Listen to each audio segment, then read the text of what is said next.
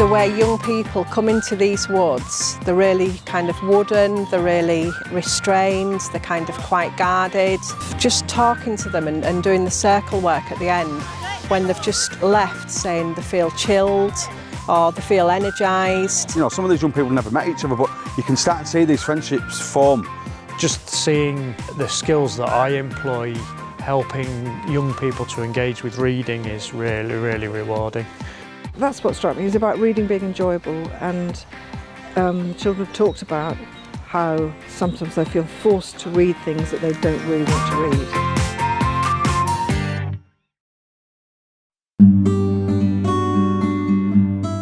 read. So my name's Dr. Charlotte Dean. I work at the University of Hull.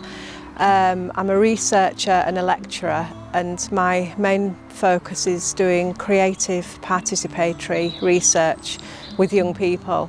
Charlotte sort of talked about the connection with reading and this idea that how being out in the wild and reading the landscape, if you like, and reading the flora and the fauna and the history, how that connect with books and reading.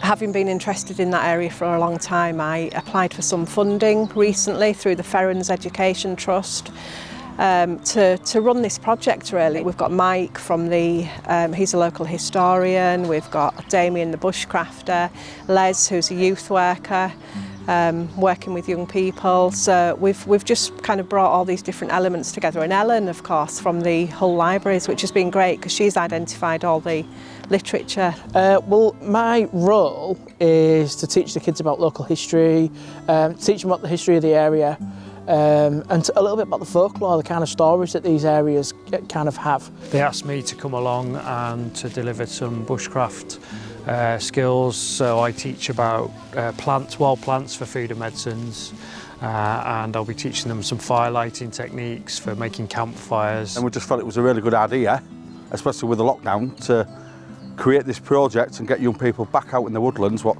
obviously we feel like the need now more than ever.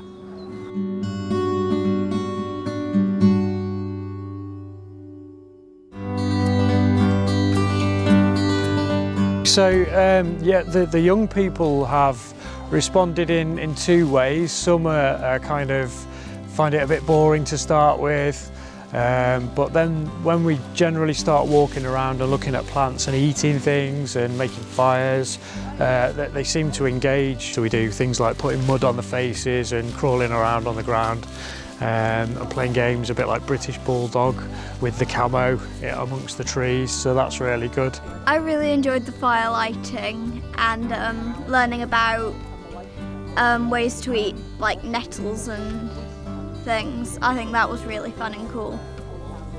I saw some plants here that I didn't even know existed until today. We did about the bubblegum boy and the white lady, woman, one of them. The books that I've been bringing along are the books that I've written about these areas. So you'll find books about history, books about the paranormal, books about the unexplained and stuff like that, and also some true crime books as well. I mean, the location where we are today is quite close to Hull Prison, which lends itself to a lot of true crime stories. Not on a professional, on a personal level, I think the history, especially last Wednesday, all of the young people enjoyed the history and the walk with Mike, which I thought some of them might do, but all of them did, and that kind of shocked me a little bit. Because sometimes, it's like Mike said, history can be boring, but I think it's how he presents it, because of his passion and stuff. I think talking about the myths, like what's gone on around our areas, I think it's quite interesting, to be fair. Well, I've had a little look through some of Mike's ghost story and UFO books, and I think I'm definitely going to get one, if not multiple of them, to read at my own time.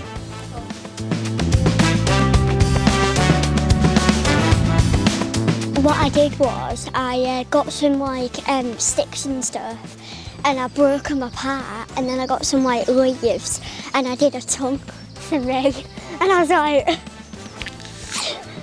I called it Steve after my dad. It's been a real fun experience doing them, and it's been like quite fun because obviously I've been stuck indoors all week.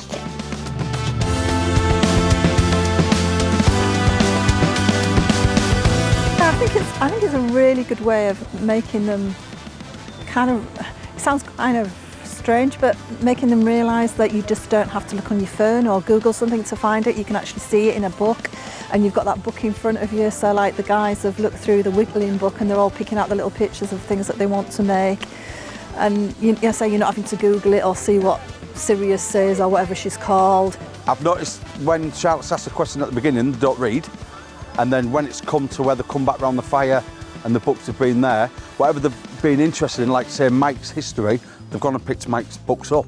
Being outside, you're more in the nature, so I think reading outside is way better than reading inside. People think woods and green spaces are often really dangerous for kids to go to.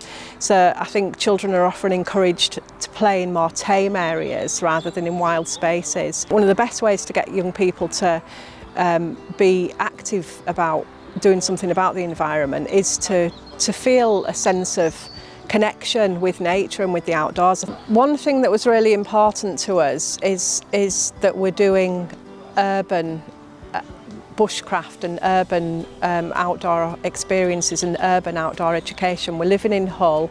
It's one of the most deprived areas in the UK. It's one of the most least wooded areas in the UK, and in terms of green space, it's quite low down on the agenda. We've basically scoured Hull for all the wooded spaces. We've worked with Hull City Council, Open Spaces Department, we've worked with the Woodland Trust. We've identified a big raft of wild literature.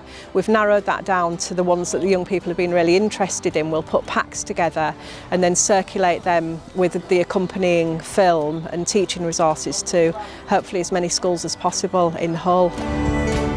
Let young people be young people and kind of let them express themselves. I think that's one of the big things about outdoor environments, is that kids can just be kids or young people can be young people.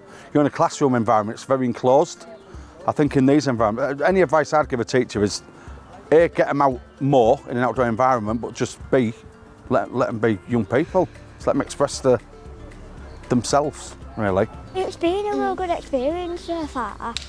I wonder what we're going to do next. Definitely reading outside.